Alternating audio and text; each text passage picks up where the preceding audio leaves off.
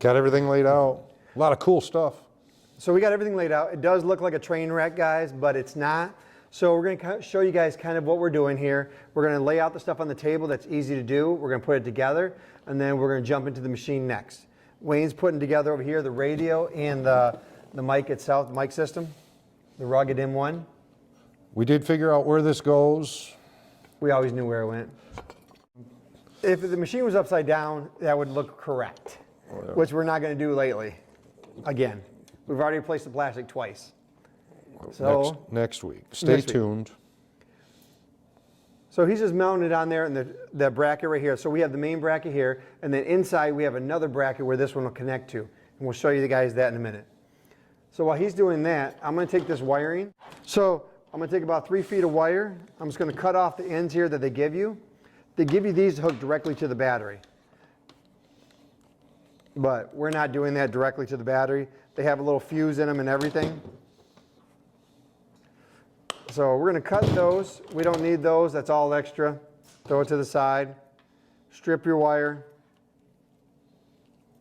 Wayne's over there working. No, you just cut a fuse.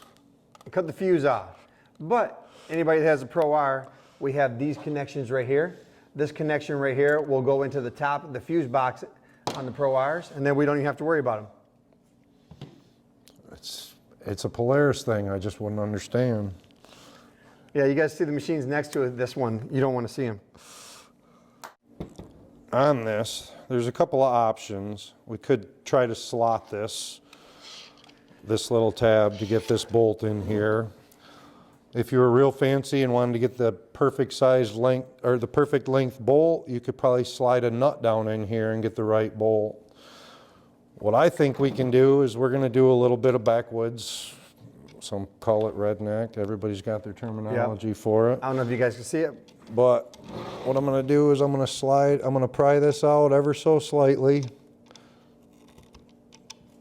Just enough to slide my bolt in.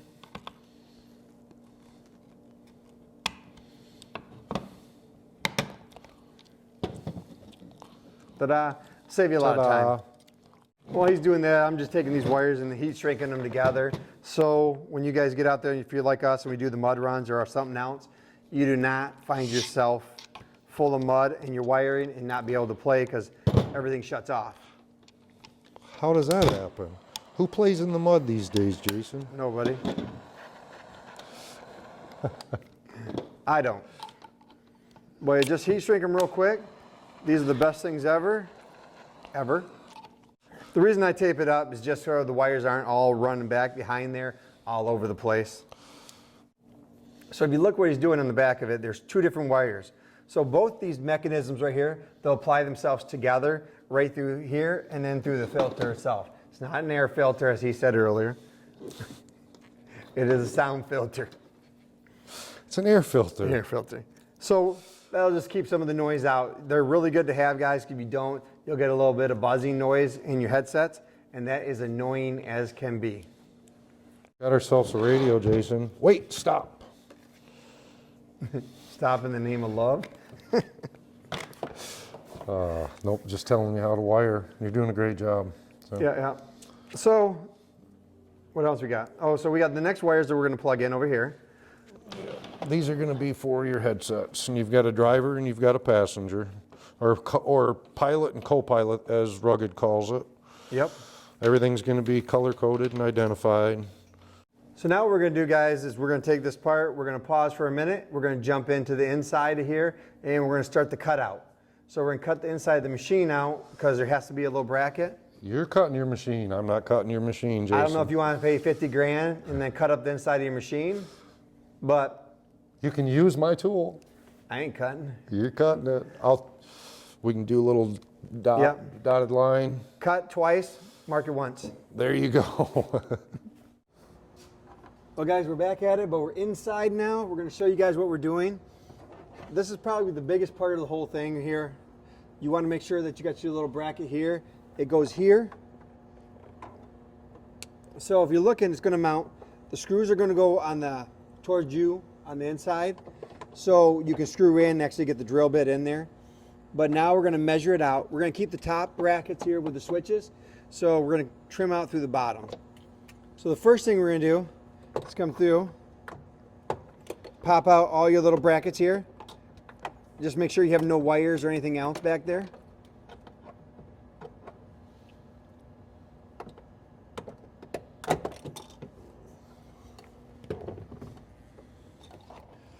Looks clear, my friend.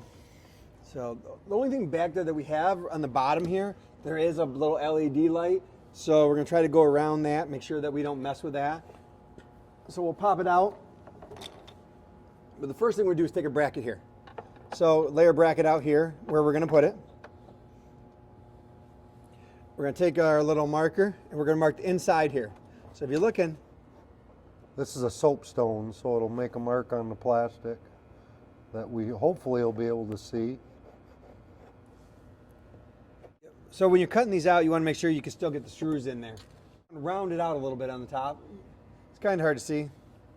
So we're going to cut this whole bracket out right here, this bottom half. The top half is staying. So we're going to cut it along the low line right in here. We drew our lines out using the inside of the bracket. The reason we did that, so we have it all lined out so we can set this up. Take your shifter, put it all the way into high, get it out of the way as best you can. Figure out how to use this little cutter, and we're going to see what happens.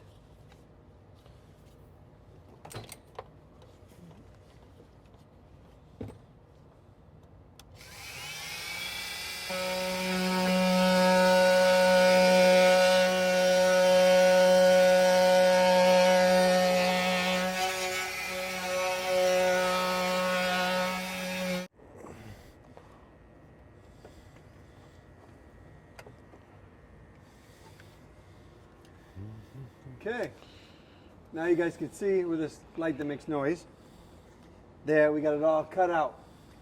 Nice and neat. They do have square head bits, so number 2. So we'll put it in there, get it nice and flush where we want it. Let me hold it. Yeah.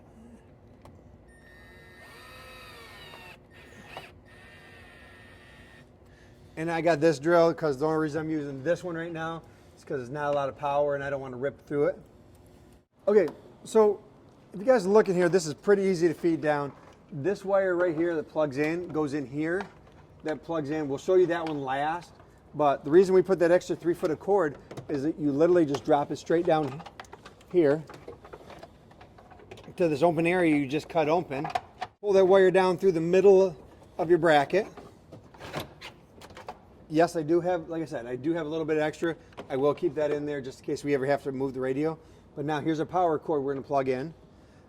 This plug here will be our last one that we plug in. The reason for that is we don't want to start plugging in, having everything in, and shorting something out.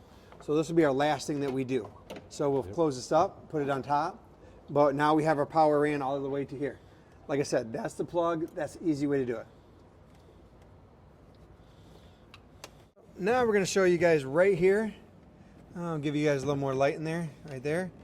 That is where this is going to go. There's 2 holes right there perfectly for it. You could probably put it underneath it and feed it down, but we're not going to be able to do that. So we're going to mount it right here. Next, guys, right down here on the bottom, we're just going to take one of these side panels. You can see us. We're going to take one of these side panels off right here. And the way that goes, you pop this off. You know that. Rotate this right here. There's 2 little buttons here. And then there's 4 Torx on the side here. So next up, guys, is that right here. You look here on the side. The reason I come to the passenger side, because the fuse box is over here, we're going to take this whole side paneling off. These ones on the Pro R are 10 millimeter. Yeah, they're not the 40 Torx on the other ones.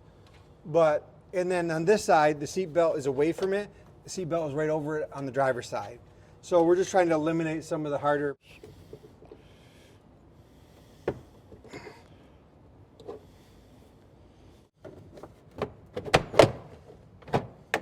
So I just pop it back out like that right there, guys.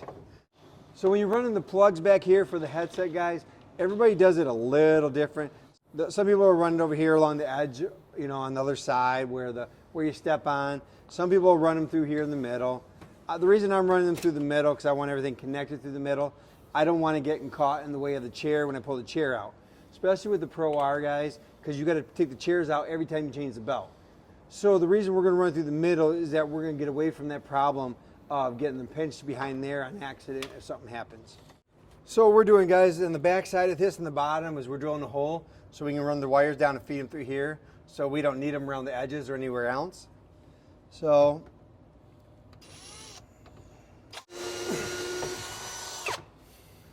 It's got a short in it.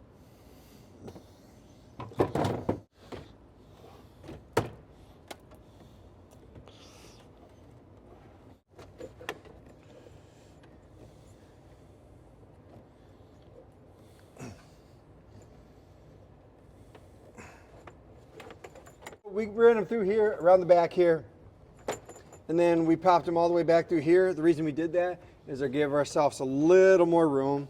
So now we're going to feed these wires the rest of the way back through. Well, now guys, we're on the back side of the frame here. So what we did is took off the lower cover and the top cover like you normally do if you're changing out a belt. If you don't, you guys can look at one of the other videos that shows you how to change out a belt. We're going to take our rear cable and we're going to mount ours right back here. So ours is going to go through the roof because that's where I like it to go. So we're just going to run it, feed it back through here. So 19 and 3/8, which is right here. So we're going to measure underneath here to the roll bar. There's a roll bar underneath here. So we know we have 5.5 inches from the bend right here. So I'm going to take that and I'm going to see where I want it to make sure it clears. I'm going to put it towards the back a little bit more. So I'm going to put it probably around 3 inches out. So we're going to mark it out, right?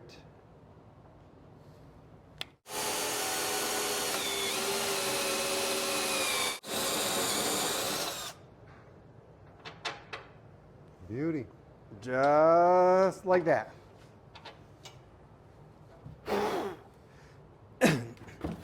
Then you should always paint this right here. It's the best idea if you got a marker. So snug it down, don't over tighten it unless it will break. Then I got the cord here at the bottom. Just gonna put, after you get all that put in there, guys, take your antenna, screw it on. Snug it down tight, but don't snug it too tight.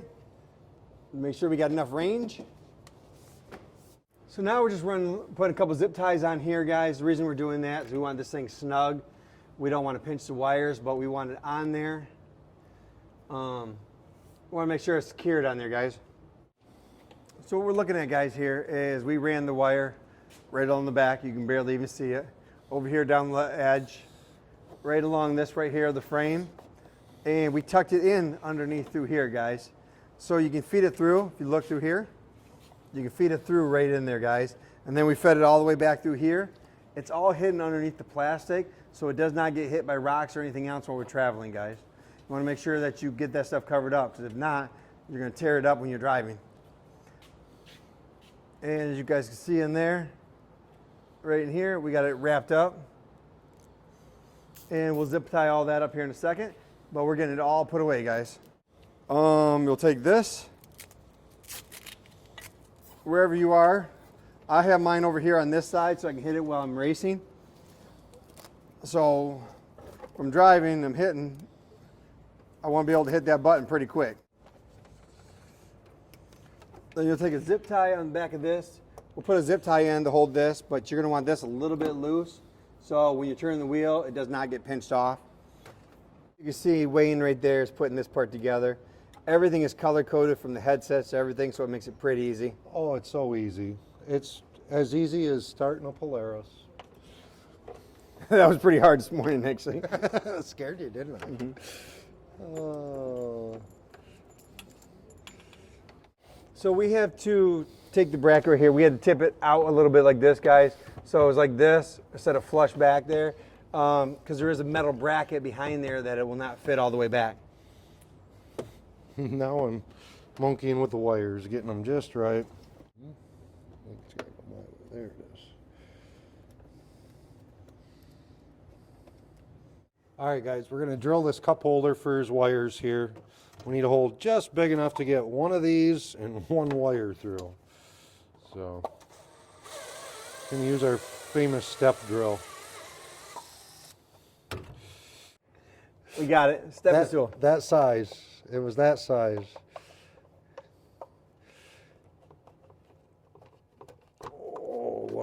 Yeah.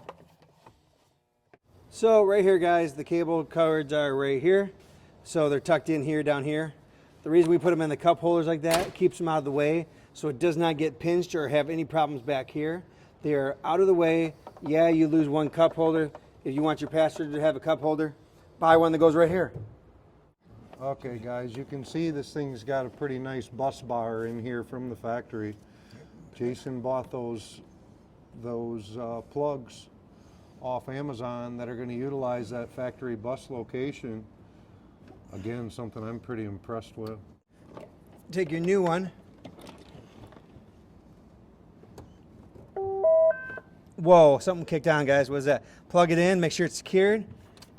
Feed your wires down here. Probably we'll run a zip tie on them in a minute. Okay, so we got some kind of power here. Okay, let's find our CN6 like we normally get on. Copy, red breaker, red breaker. Just like that, guys. That's how you install it. Nice. We should check the headsets out too because you want to hear those things with some music.